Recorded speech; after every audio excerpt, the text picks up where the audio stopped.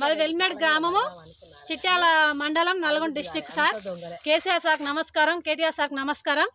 Sir మేము సకాల పంటలు పండిస్తున్నాం. ఇక్కడ బంగారం అసలు పంటలు పండిస్తున్నాం. మేము ఇక్కడ వర్షాన్ని పండిస్తున్నాం సార్. మేము సకాల వర్షాన్ని పండిస్తున్నాం. చూడు, అన్నం పెట్టేది రైతుకు సున్నం పెడతా అంటున్నావు. ఎందుకు సారు? నీకు కళ్ళు కనబడతలేవు. ఈ వర్షాన్ని చూస్తే, ఈ షేడ్లన్నీ చూస్తే నీకు కళ్ళు కనబడతలేవా సార్? నీకు ఈ షేడ్లన్నీ చూడు, ఇవన్నీ చూడు సారు. అన్నీ చూసి వీళ్ళకు రైతులకు ఇక్కడ కంపెనీ పెడతా అంటున్నావు.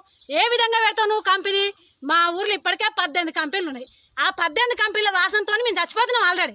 ఇంకా నువ్వు తెచ్చి బంగారం అటువంటి పంటలు, ఈ పంటను కూడా ఆగం చేస్తామంటే కేసీఆర్ సారు. అవును సార్, నాకు తెలియక కడతా సారు. నువ్వు తినే పువ్వు ఎక్కడిది సారు? నాకు తెలియక కడతాం. కానీ నువ్వు తినే ముద్ద ఎక్కడిది? ఆ ముద్ద మాది, అది మా కష్టార్జితం. మీ శ్రమ వచ్చి మేము చేస్తున్నాం. నువ్వు ప్రతి తినే ముద్ద మీద నీకు రైతు అనే పేరు ఉంటుంది. నేను రైతుకు నీ 1 కోటి ఎకరాలకు నీళ్ళు అందిస్తా అంటున్నావు. మాకు 1 కోటి ఎకరాలు వద్దు, మాకు ఏది వద్దు. నీ రైతు బంధు వద్దు. నువ్వు అవును సారు, నువ్వు ఎకరానికి 4,000 రైతు బంధు ఇస్తున్నావు. నిన్ను ఎవడు ఏమన్నాయా రైతు బంధు? నువ్వు ఎకరానికి 4,000 ఇచ్చినావు వాస్తవమే.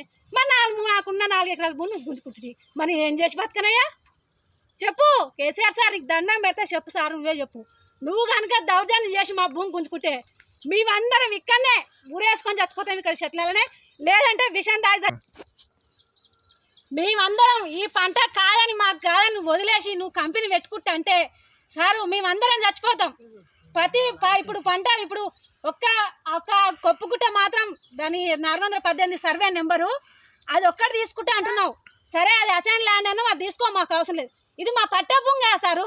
పట్టభూమి గుంజుకుంటా అంటే ఇది ఈనాడు కాదు, మా తాత మా ముత్తాతల కాంచాలి సంపాదించుకుంటూ వస్తున్న భూమి సార్. ఇది ఇవాళ సంపాదించింది కాదు.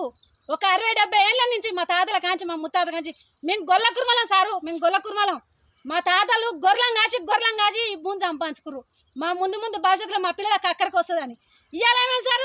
నువ్వు వచ్చి నువ్వు దొరవని వాళ్ళు నువ్వు వేసుకొని పోతుంటివి. మేమేం చేయం సార్? ఇక మేము చచ్చిపోతాం కంపల్సరీ. మేము అందరం చచ్చిపోతాం. మా చావుకు కారణం మాత్రం నువ్వే కేసీఆర్ సార్. నువ్వే మా చావుకు కారణము. మొత్తం నువ్వే. నిన్ను ఓట్లేసి మేము గెలిపించుకున్నందుకు మా చెప్పు తీసుకొని మేము కొట్టుకుంటున్నాం. మా తప్పు అయింది. మేము ఓట్లేసి గెలిపించాం కదా సార్. మా చెప్పు తీసుకొని మేము కొట్టుకుంటున్నాం. నీకు దండం పెడతాం, కానీ మా భూమి మాత్రం వదిలేసేయి.